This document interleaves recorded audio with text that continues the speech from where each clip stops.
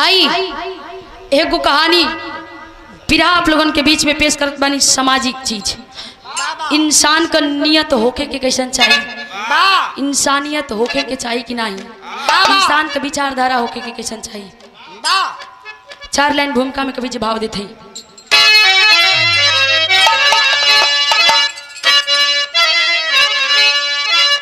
सरजमी से मोहब्बत, हर आदमी से मोहब्बत, मोहब्बत हो जिसकी गंगा जमुना की धारा,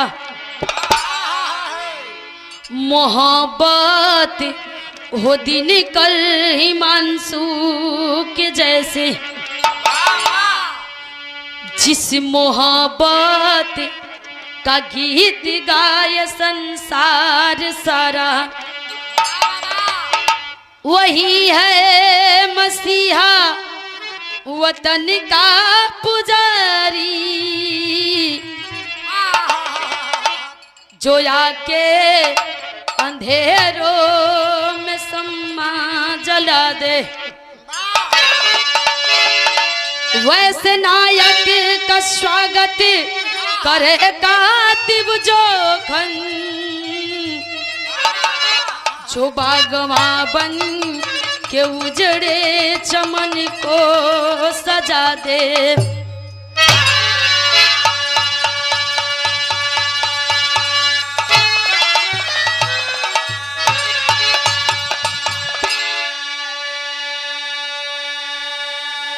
ए भैया, बेटा बेटी के पहचान माई बाबू से होला।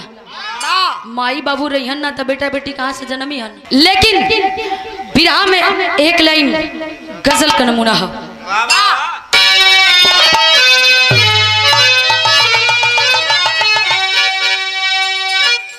खूबसूरत खूबसूरत अदाओं का आशिक हूँ मैं, खूबसूरत अदाओं का आशिक हूँ मैं।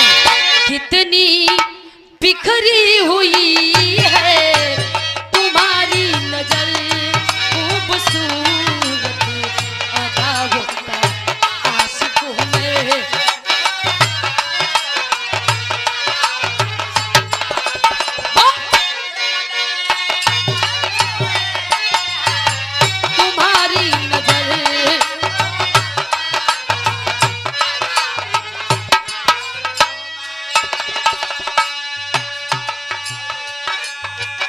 लेकिन कहना अम्बा का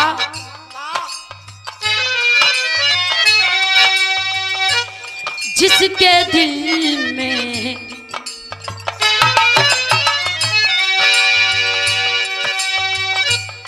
जिसके दिल में मोहब्बत वफा प्यार है, जिसके दिल में मोहब्बत वफा प्यार है, वो है सब कुछ लुटाता चमन के लिए। जिसके दिल में मोहब्बत,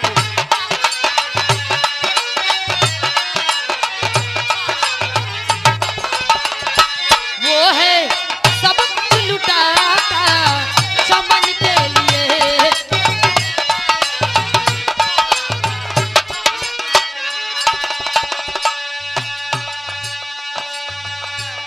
छोड़ जाता यहाँ अपने,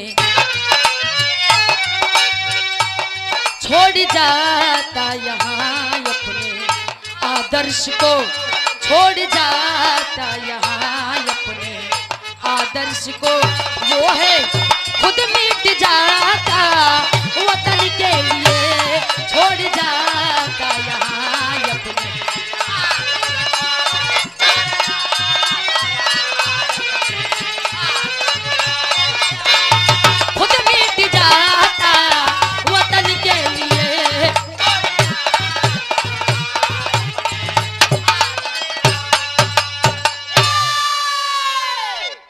लेकिन विरह में कड़ी के अंदर कहना हो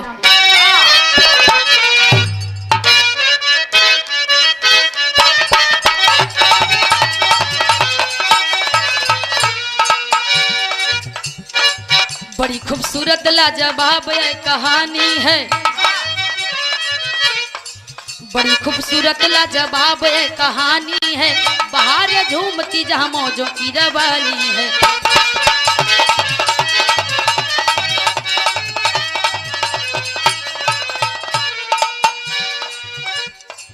उतरकर चांदनी चिलमन में मुस्कुराती है, उतरकर चांदनी चिलमन में मुस्कुराती है, छठ सुषमा की जन्नत भी देख जाती है।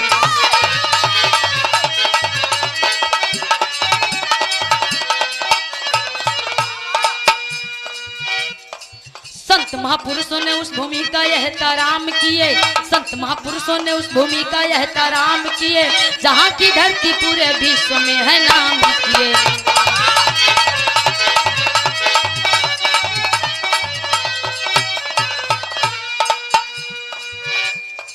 अशोक बुद्ध ने उस स्थल से है प्यार किए, अशोक बुद्ध ने उस स्थल से है प्यार किए, अमन और शांति की सारी दुनिया में संचार किए।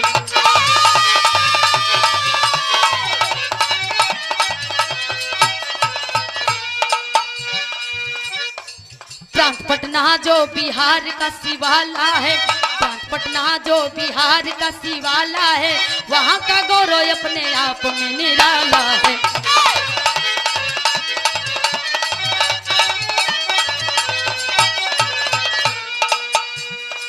वही का अद्भुत अनमोल दास्तान सुनो, वही का अद्भुत अनमोल दास्तान सुनो, कलम कातिब की करती है क्या बयान सुनो।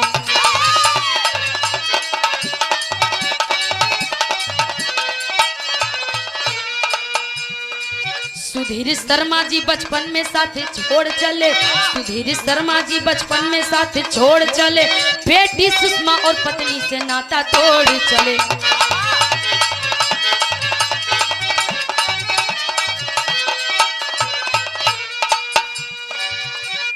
सुधीर शर्मा कारगिल युद्ध में शहीद हुए, सुधीर शर्मा कारगिल युद्ध में शहीद हुए, जीत कर जंग जंगी मौत के मुरीद हुए।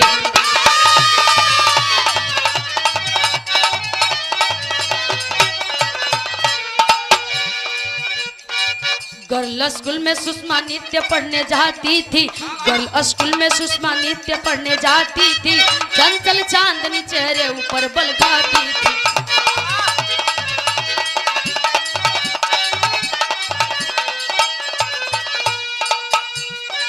किया अपहरण उस सुषमा के गुनहगारों ने, किया अपहरण उस सुषमा के गुनहगारों ने, दाग दामन में लगा दिया है गद्दारों ने।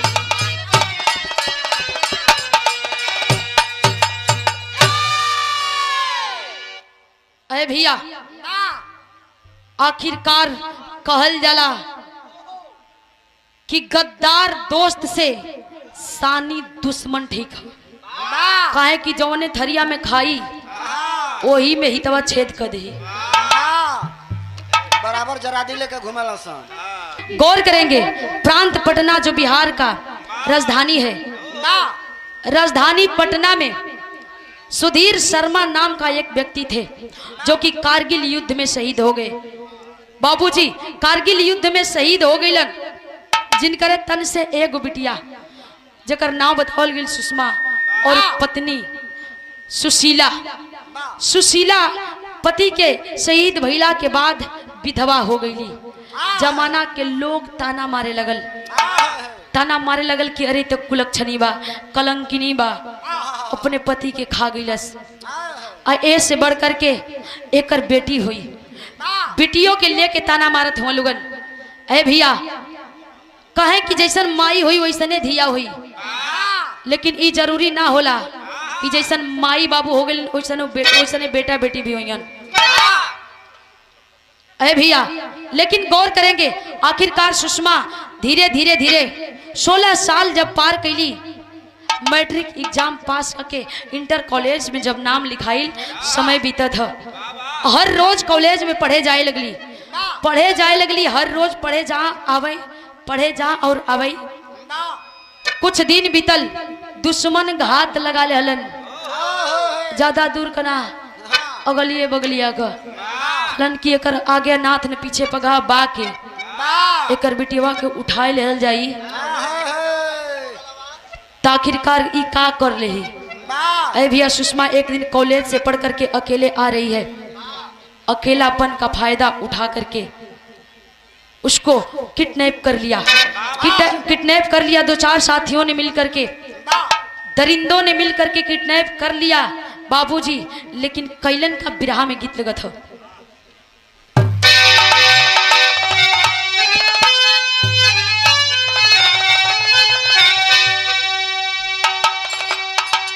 वही गीत बा,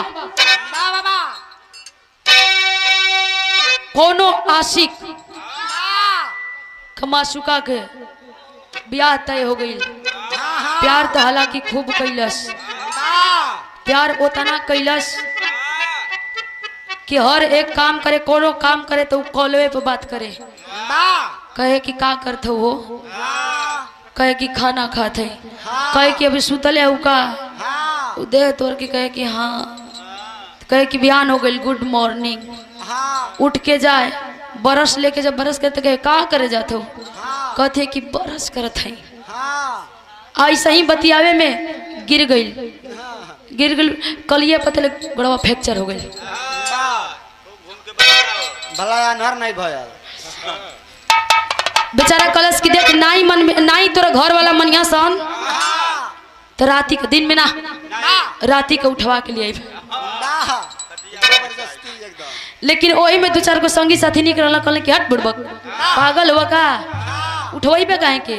जब वो राजी भी है तो ओकर घरे बरियाई से डोला लेके जो, बारात लेके जो ओकरा के बियाह के लेके आओ। लेकिन उ लड़की की शादी कहीं और तय हो गई। और शादी जब तय हो गई तो आशिक कहे का,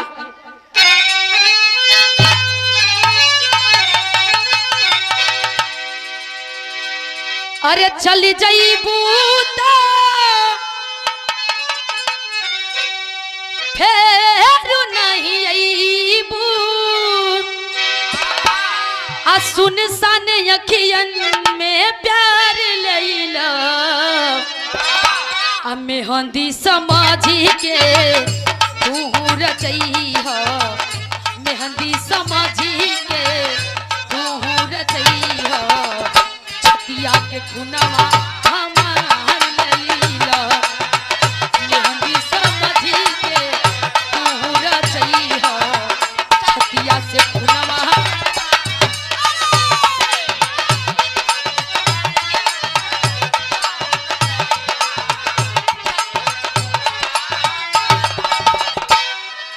लेकिन भाव हो जब सुषमा के अपहरण कैल हलन, अपहरण कई के लेके गईलन कुछ दूर। धीरे धीरे समय बीत गल, दिन ढल गई। माई व्याकुल हो के खोजे लगल, दुआरी दुआरी गली गली जाके पूछते है कि ए साहब, हे भैया, ए बहनी, हमारी बिटिया के दिखला, हमारी बिटिया के दिखला। लोग कहें कि नहीं, वही में कुछ लोग कहें कि अरे तू जैसन बाड़ी वैसन ही तोर बेटी वो न हुई, कहीं मुँह काला करे चल गई हुई। ए भैया ताना मारत हुआ लोग, लेकिन माई के विश्वास कह दे कि ना हमारी बिटिया ऐसा नहीं कर सकेले, ओके परवरिश में कोनो कमी ना रखले हई, परवरिश ओके अच्छा दिले हई। ए भैया आखिरकार कहे के बका,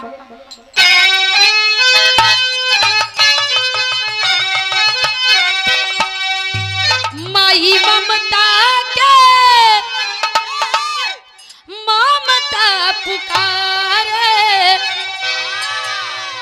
और जिंदगी के हमारे आधार कहाँ गईलू, माई टुवरी के अधजल में छोड़ी के, माई टुवरी के अधजल में छोड़ी के, अखिया के पुतरी हमार कहाँ गईलू, अधजल में छोड़ी के।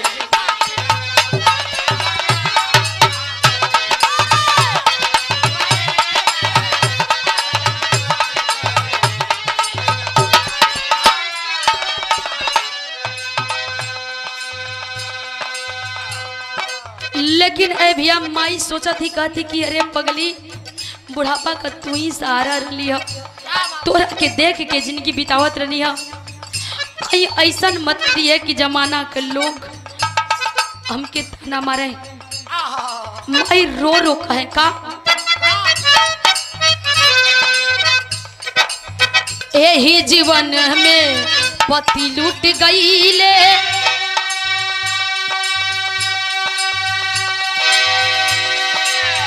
यही जीवन में पति लूट गईले, रोई रोई दिनवा बिताई, रोई रोई दिनवा बिताई।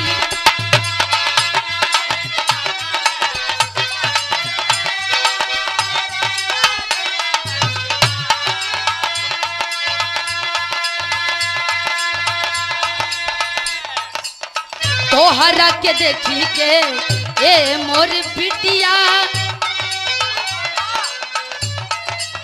तोहरा के देखी के ए मोर बिटिया, आपन करे जावा मनाई।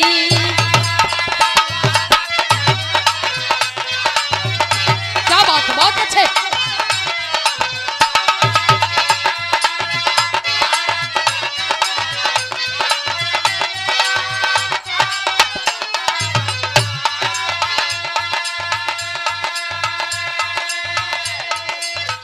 कैसे बनाई अपन बाजार के छतिया,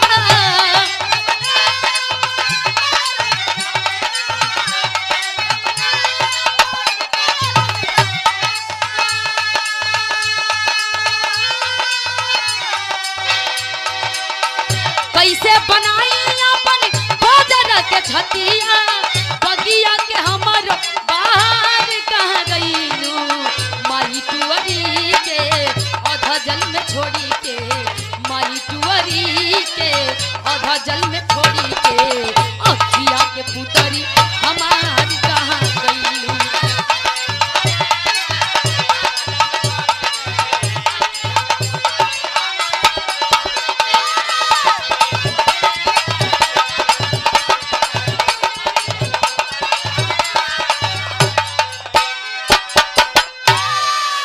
अरे भैया आखिरकार माई खोजत है और रहल के गद्दार कोई दूसर ना, अपने आस पड़ोस के लोग रहलन, अपने आस पड़ोस के साहब आपन लोग कहला कि घर के भेदी लंका ढाहे, घर ना फूटी तो जवार ना लूटी, लेकिन घर में अपने लोगन में कमी हो, अपने लोगन में कमी हो जाला तो दूसर मजा लेवेला। कहे न लही भैया, मौका का फायदा उठा ले। सही बात बा, मौका का फायदा उठा, लेकिन ओके इंसान ना कहल जाला। अच्छा मौका बा तो ओकर फायदा उठा सकेला, कहीं बढ़िया काम बा ओकरा में भागीदारी हो सकेला। अब सोचा कि कोई का घर जरता, ओकरा में जाके से कहो कि हमके ठंडा लगता, हाँ, पानी टोट निकाल के मजे में सेका, वही के कहल जाला जलला पर नमक दरल। लेकिन ए भैया गौर करें, आखिरकार माई खोजत है कि बिटिया हमार बिटिया कहाँ गईलू, ए बूढ़ मतारी के छोड़ के कहाँ चल गईलू। दुनिया के लोग हमके ताना मारत हो, तरह तरह के लोग बोलत हुन, बर्दाश्त करत हैं। ए बेटी अभी भी समय है, लौट के आजा। रात हो गई, माई घरवे में अपने आप के कोस कोस के रोवत हिया, माई अपने आप के कोस कोस के रोवत हिया। लेकिन एजा गीत बदलत का, लेकिन गीत से बढ़िया भाव है का, अरे गद्दार पापी का दिल बन के दुश्मनवा, रे बन के दुश्मनवा, तो धनवा करनवा जालिम, धनवा करनवा जालिम, पहिले अपहरणवा होय है, धनवा करनवा जालिम।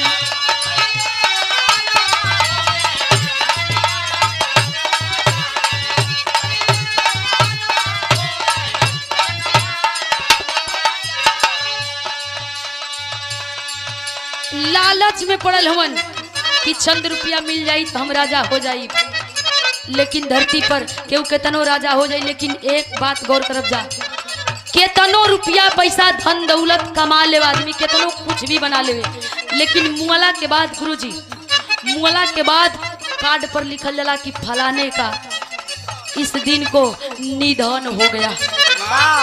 निधन मतलब कुल कमाई व्यर्थ बा। लीजिए शोक संदेश पढ़िए। लेकिन कैलन का कोठाबा पगैले हो बेच चलिए।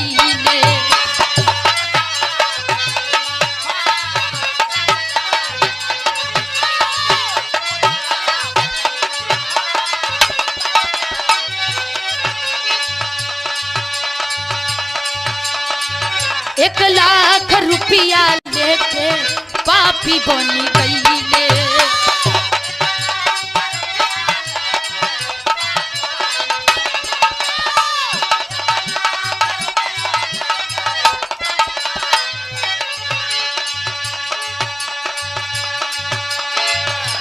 चले मुजफ्फरपुर में कातिल सैतानवा यार कातिल बेईमानवा तो धानवा करनवा जालिम, धानवा करनवा जालिम पहिले अपहरणवा होय है, धानवा करनवा जालिम।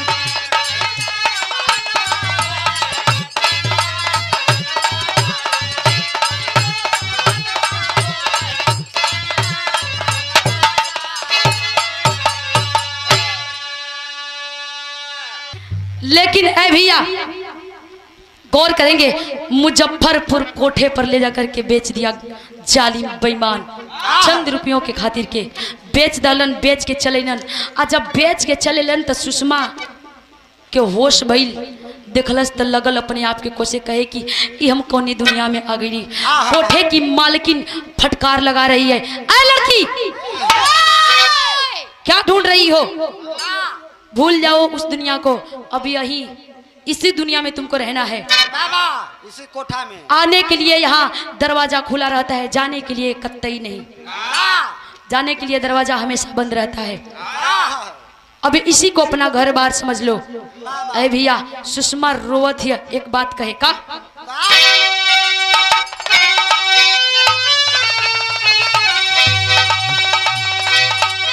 वह गीत बा, अरे अंग अंग टूटे मोरा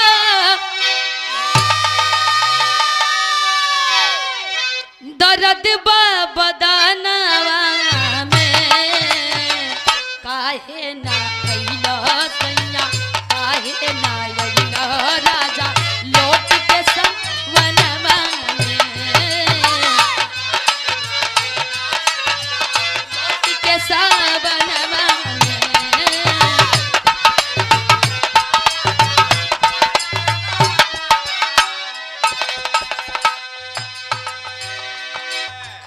लेकिन ऐ भैया सुषमा रो करके एक बात कहती है, क्या? अरे रोई रोई सुषमा कहे,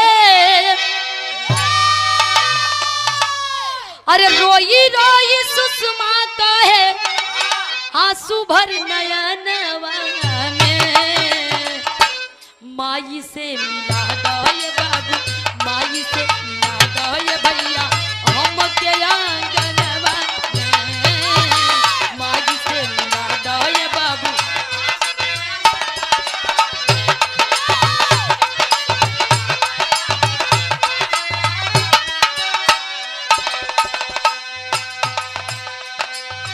सुषमा रो करके कहती है कि हमके हमारे माई से मिला दे लोगन, हमार कौन गुनाह बा, कौन हमार गलती बाकी, वही गलती के हमके सजा दे रहल बड़ा लोगन, हमके हमारे माई से मिला दे, हम अकेला ही अनाथ हई। लेकिन कहती है क्या,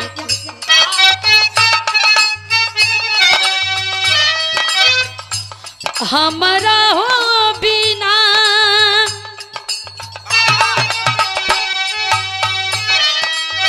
हमारा हो बिना नहीं जी हमर माई,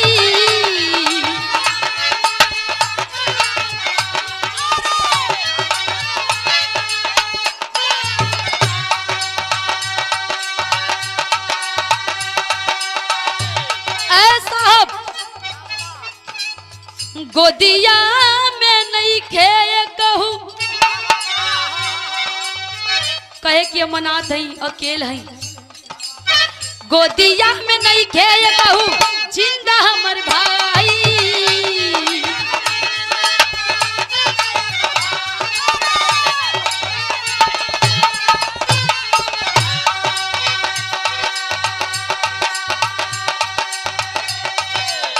बाबू मर शहीद भइले बाबू मर शहीद भइले रण मैदानवा में माई से मिला गए भैया माई से मिला गए बाबू हमके आंगनवा में माई से मिला गए भैया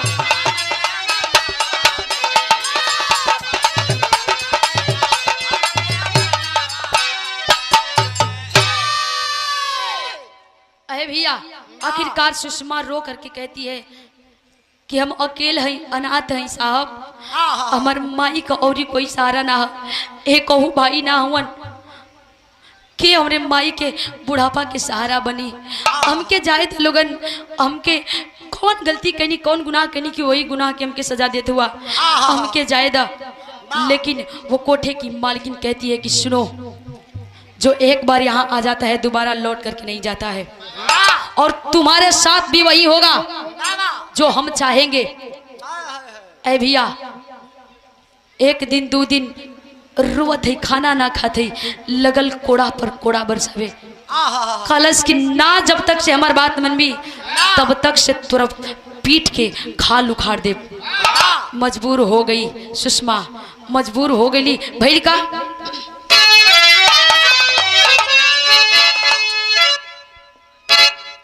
फंस गई सुषमा विपद के जाल में बिल्कुल हुई लाचार कोठे ऊपर मंजू बाई देने लगी है प्यार हो गई सुषमा हुस्न के मलिका कली हुई कचनार मच गई शोहरत शहर के अंदर ऐसी बनी फनकार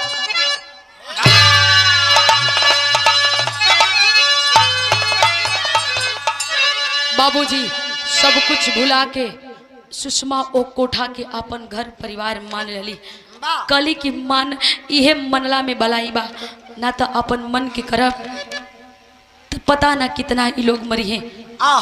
ऐ भैया हर रोज शोषण होके टॉर्चर होके सुषमा पे आखिरकार सुषमा मान जाती है मान करके उस कोठे को अपना दुनिया और सजाने लगती है उस कोठे पे अपना दुनिया सजाने लगती है।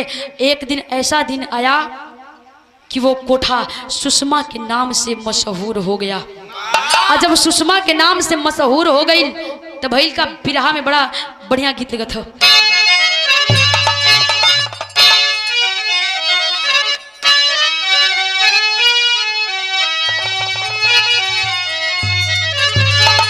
हमारे माई बहन लोगन गावेली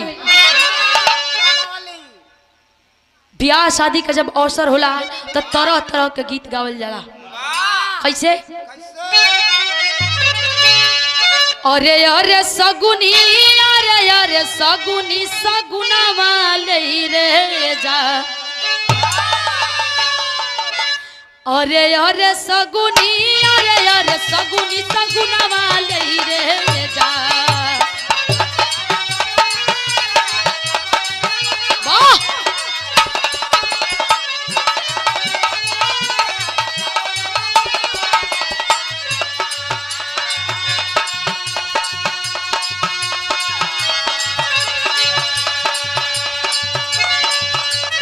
अरे सगुनी अरे सगुनी सगुना वाले रे गाय अरे तोहरे सगुना ये सगुन हो खेला बीला अरे तोहरे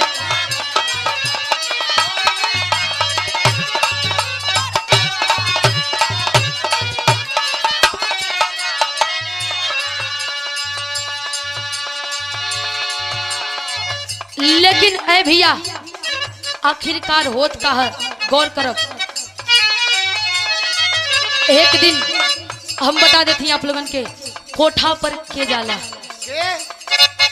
बड़े बड़े लोग जाते हैं कोठा पर, नेता मंत्री एमएलए विधायक और उनकर बेटा लोगन जालन। हमन जैसन गरीब का बेटा ना जी हन, हमन जैसन गरीब का बेटा ना जी हन, खाकी और खादी वाला लोग जालन। भइल का जे आवे वो कोठा पर जवने मन में आवे उहे नाव धके बुलावे। कोई कहे सोना, कोई कहे ए पोपो, ए जान, ए रानी, ए दिल जानी, डीजल पियबू की पानी। जे करे जवने मन में आवे उहे कही के बुलावे। का अरे अरे सुगिया, अरे अरे सुगिया तू पाड़ुआ नमो।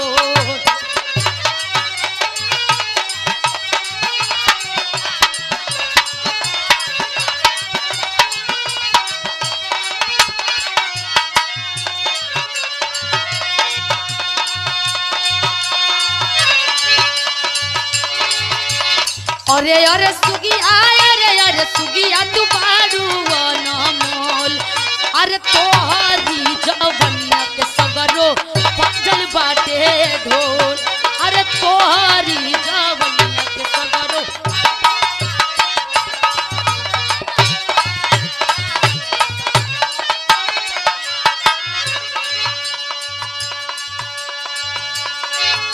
अरे भैया लोग जानते कहें कि तोर नाव का चर्चा बारे, तोरा नाव के चर्चा बा, आखिर तू का चीज बाड़ी, तोरा में कौन ऐसन खूबी बा? कहे का सुन के हुस्न के फरिश्ता उहवा आवे लगले हो।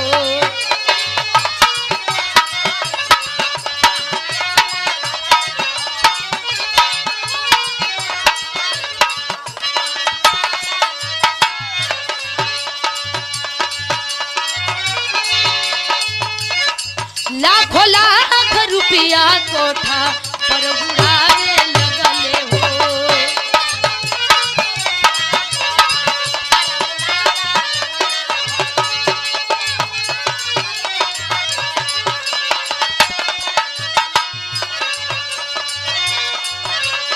अरे अरे सुगिया, अरे सुगिया तू पाड़ुआ नमोल।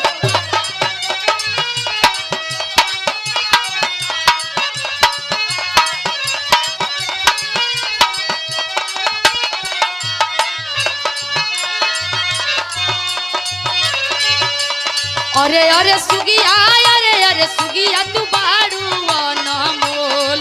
अरे तोहरी जवनिया के सगर बाजल बाटे ढोल। अरे तोहरी जवनिया के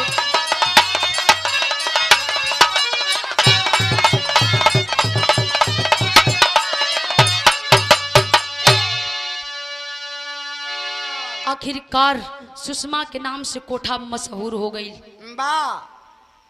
कोठा पर एक से एक बढ़िया बढ़िया विचारधारा के लोग जाए लगलन। जा और अपन हवस के मिटा के आवे। एक लन कवि जी एजा लिखत ही का नेता अभिनेता अभियंता बिके हैं, नेता अभिनेता अभियंता बिके हैं। बिके हुस्न पे आज दौलत के राही, धर्म बिक गया है कर्म बिक गया है। बिकी है मानवता बिके हैं सिपाही। सब आते हैं कोठे पर बेस्या समझ करके, सब आते हैं कोठे पर बेस्या समझकर। मदहोश में रात रानी के खातिर। अरे फिदा है सभी मेरे सूरत के ऊपर, ये महफिल सजी है जवानी के खातिर।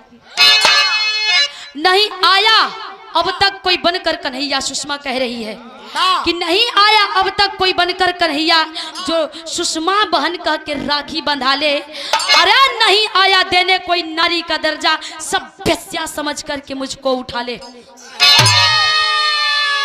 सुन लो गजल गीत ठुमरी और ध्रुपद, सुन लो गजल गीत ठुमरी और ध्रुपद, यहाँ जिस्म की सौदेबाजी न होती। अरे ये ऐसा जिगर इसको फौलाद समझो, यहाँ दरिंदगी की आजादी न होती। सुषमा कह रही है कि लाचार हैं, मजबूर हैं, विवश हैं, वरना हमारे साथ कोई कुछ कर नहीं सकता। लेकिन एगो कहावत है, गंगूबाई फिल्म में आप लोगों ने देख ले, सुन ले खब, रील्स भी उतने बनल एकदम ट्रेंडिंग में, कोई ए बात से वंचित नहीं बा। एगो कहावत है कि अरे साहब आपकी इज्जत एक बार गई तो गई, आपकी इज्जत एक बार गई तो गई, लेकिन हमारी इज्जत हम हर रोज बेचते हैं, लेकिन साली खत्मीच नहीं होती। हमारे पास इतना इज्जत है कि हम हर रोज बेचते हैं, लेकिन खत्म नहीं होती।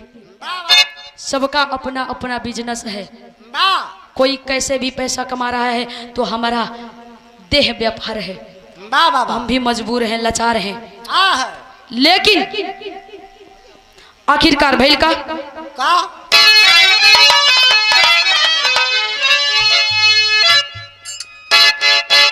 वाह।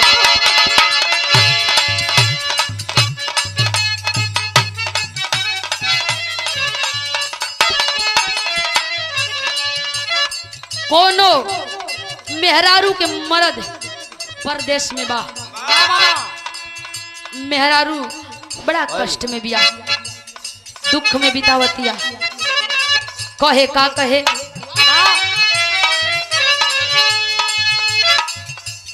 एहो परदेसी पिया ना आई बका हो,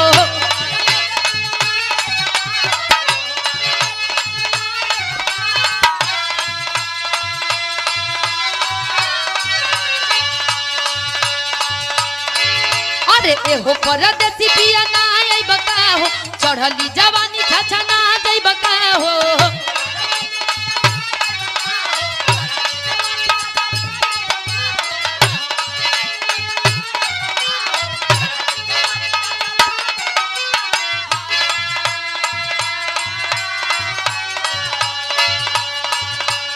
एहो परदेसी पिया ना आई बका हो, चढ़ली जवानी छछा ना जाई बका हो, जो बना राग धक रोवे राजा चोलिया में,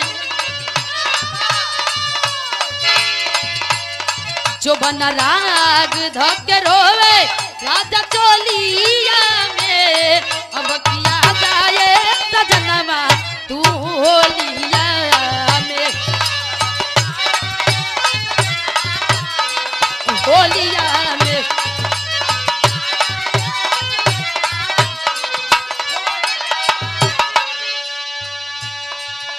लेकिन ओ कोठवा पर एक दिन पहुंचल के सिपाही लेफ्टिनेंट का फौजी पहुंच के जाके एक टक नजर गड़ा के देखा था। सुषमा बाहर आई, बोली क्या बात है? बोला कि हमको यहाँ एक चीज पसंद आ गई है। कलश की का? कलश की तू कलश की होश होश में बाड़ा, एजा प्यार मोहब्बत ना होला, सीधे काम होला, एजा सीधा जौन करे आई देवा ओके कह के आ दरवाजा खुला निकल जा। कलश की हमके वैसन मत समझा। कलश के अरे तोहरा नियन ढेर जना आई ना, ढेर जना गई ना, ढेर अपने आप के दूध का धोवल मत बना। हम जानत है तू एजा करे का आई हुआ। कहे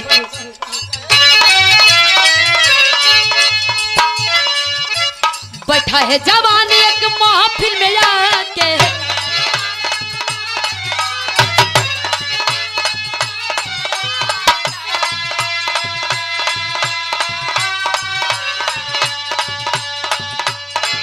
अरे देख रहा दृश्य अपन जजबा लगा के,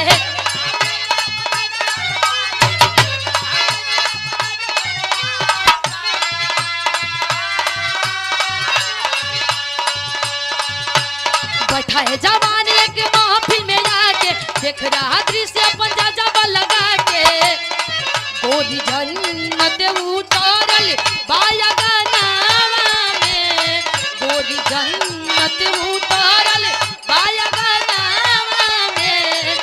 आज दास गईलू हमारे परानवा में।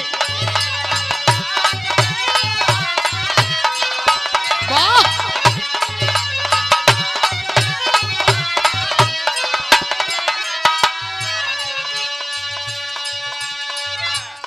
आखिरकार सिपाही कह रहा है कि हमके तू पसंद बड़ो, पसंद आ गईलू।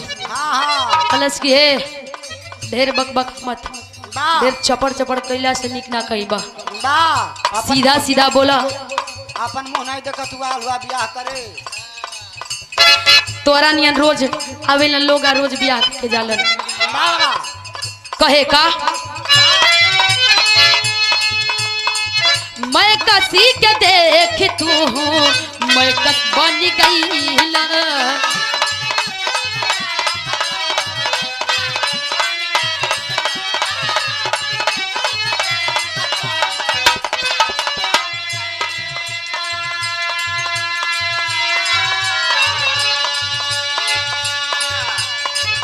यही मधुशाला के जाम पिए जईला।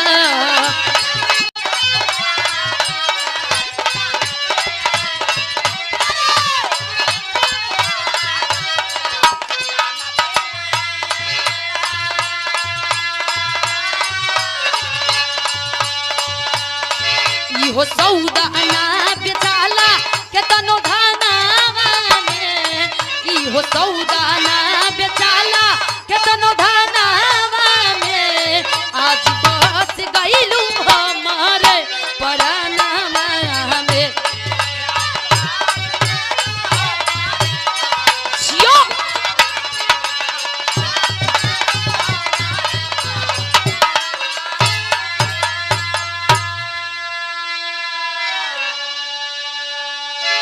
अरे भैया आखिरकार सुषमा कहती है कि देख के ढेर पगला मत। हम जानत हई तोहर जवन काम है वो कह के आ जल्दी निकल जा। काहे कि और भी हमरा के काम पूरा करे के बा। बहुत ग्राहक हूँ। लेकिन ए भैया आखिरकार वो सिपाही कहता है क्या क्या?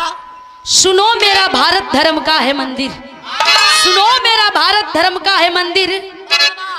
देवी देवता हैं इस धरती पे आते, अभिमानी दुष्टों का संहार करके दुखी अबलाओं का अस्मत बचाते। कलश की सुना हम ओमा का ना ही हमके जमा के समझत हो। हम एगो सच्चा सिपाही हैं और इस सिपाही का जबान बा कह देनी कि तुहार मांग भर के एजा से ले जाइब तो मांग भर के ले जाइब। एकरा खातिर हमरा के चाहे केतनो बॉर्डर पार करे के पड़े। कलश की ढेर आशिक मत बना न तो तुहार आशिक गिरी जौन बा तुरंते निकल जाई, बिका जाए के परी। अरे भैया आखिरकार होत का बिरहा में टेरी लगत है।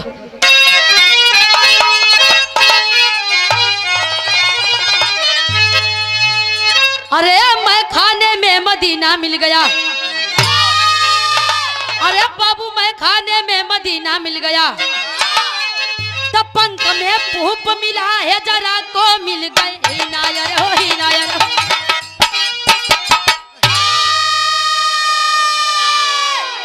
मैं खाने में मदीना मिल गया। कबो कबो कीचड़ में कमल का फूल खिल जला। अरे भैया आखिरकार उस सिपाही कैलाश का विराह में पोपट लगत है।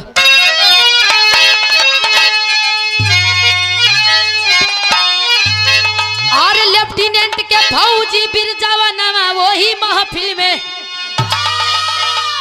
और लेफ्टिनेंट के फौजी बिरजावा नामा वही महफिल में। अरे मांग भरे के कई दिहल लनावा वही महफिल में।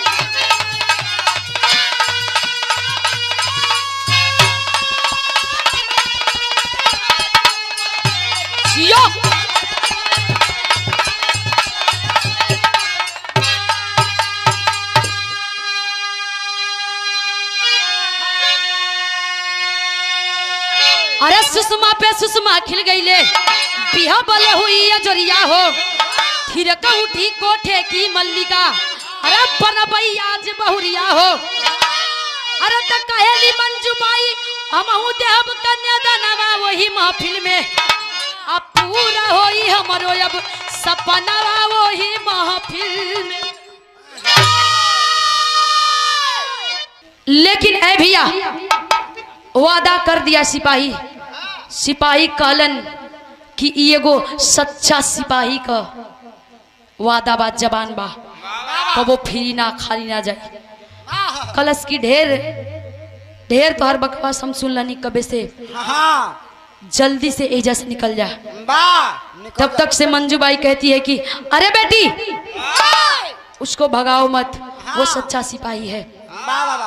और मैं भी जीवन में बहुत पैसा कमाई, बहुत पापी हूं मैं, अब इस पाप से मुक्ति चाहती हूँ। हमके ए पाप से उबरे के बाए बेटी, अब हमहू चाहता नहीं कि तुहार कन्यादान अपने हाथ से कह दही। ऐ भैया आखिरकार भैल का विराह में आला लगत है।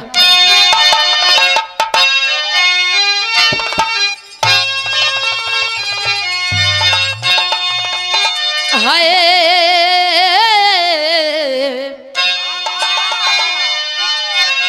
दृढ़ संकल्प के विकल्प है होला बाबू,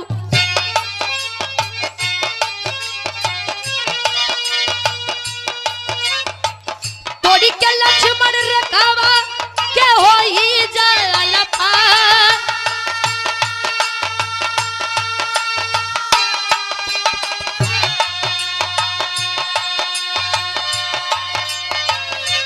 कहो करा मामा के नेक फल होला भैया,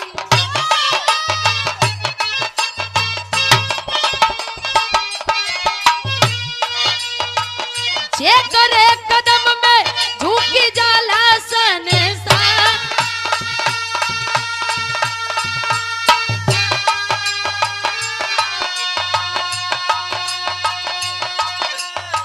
सोचले बहादुर बिरसू बासमानवा में भैया,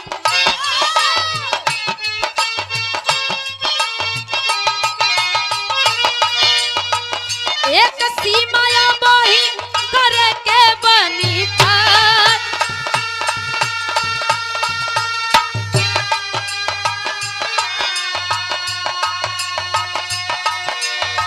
हाँ लेफ्टिनेंट संदीप सिंह के ललनवा भैया,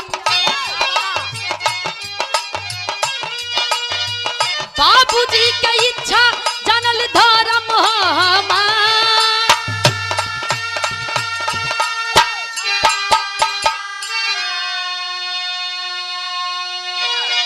अरे भैया सिपाही आखिरकार कलंकितों के जबान दे दिले हैं, लेकिन पीछे ना मुड़ब। ई एगो फौजी के वादा बा, रुक अब एक सीमा अब ही पार करे के बानी। कलश की ऊ कौन सीमा? अरे भैया लेफ्टिनेंट के फौजी सुभाष कलन की सुना, हमार बाबू फौजी रहलन, आय अपन बाबू से राय लेके आवत है। कलश की जब इतना कुछ कई लहला तो ओहू खातिर के छुट्टी देते हैं। जा जा जा पूछ के आवा उनकर का मन बा। देखा तानी कि तुहार बाबू में इतना क्षमता बा कि हमके अपना लेलन, हमके अपन बहू बना लेलन। आखिरकार सिपाही गईलन, सुभाष गईलन, जाके अपने पिताजी से कहते हैं कि बाबू हे बाबू एगो कोठा पर रहे वाली लड़की के अपन दुल्हन बनावल चाहती, पसंद आ गई बिया। बाबू कहलन का? कलश की हाँ जौन सुनल सही सुनल, कोठा पर रहेले लेकिन हमके पसंद आ गई बिया, हम वही से ब्याह करब। कलन की तब जो देर कौनी बात के बा, किरत इंसान के फर्ज होला उठावे के, इंसान के नाते जो ओकर उबार कई दे। लेकिन हम एगो बात बता देते हैं, गिरत इंसान के अगर उबार कर देबा तो ओसे ओकरे नजर में तोहार इज्जत और बढ़ जाई। लेकिन ए भैया आखिरकार अपने बाबूजी से पूछलन, बाबूजी कलन की जो जाके ब्याह क के लिया गैलन सुभाष जाके अब मंगिया में सिंदूर डाल के कलन की चल ऊपर से ऑर्डर आ गइल बा अरे भैया आखिरकार भइल का खड़ी में कहे के बा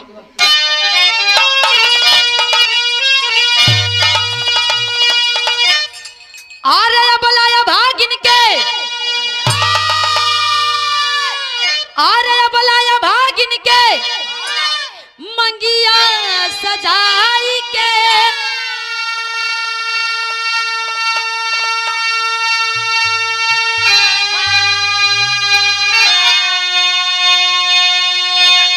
अरे चल भैले सुभाष आपन दुल्हन बनाई के चल भैले सुभाष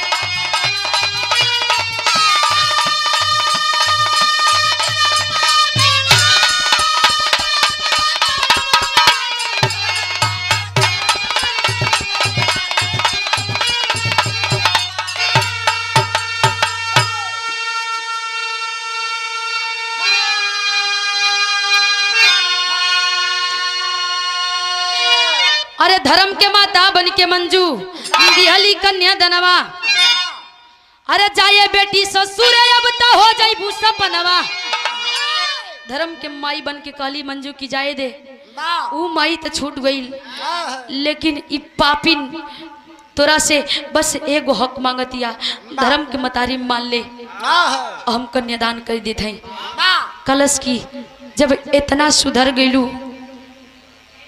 तब माई कहत हूँ तब चला तब कन्यादान कई दा ए भैया मंजू बाई कन्यादान कर दिली कली की जा अब तो सपना हो गईलू कहे बका अरे तक करली विदाई अपन आंसुआ बहाई के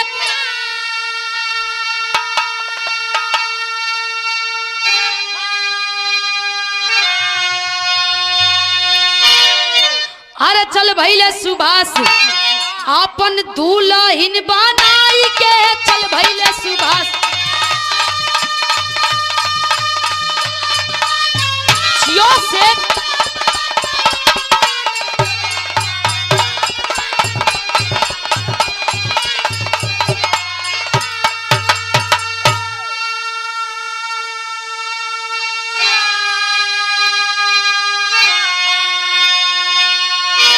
भैया पहनाम बका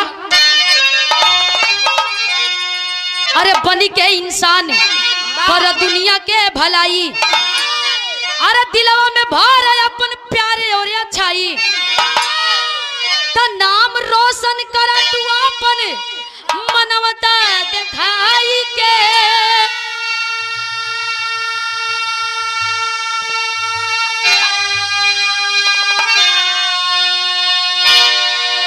अरे चल भैले सुभाष आपन दुल्हन बनाई के चल भैले सुभाष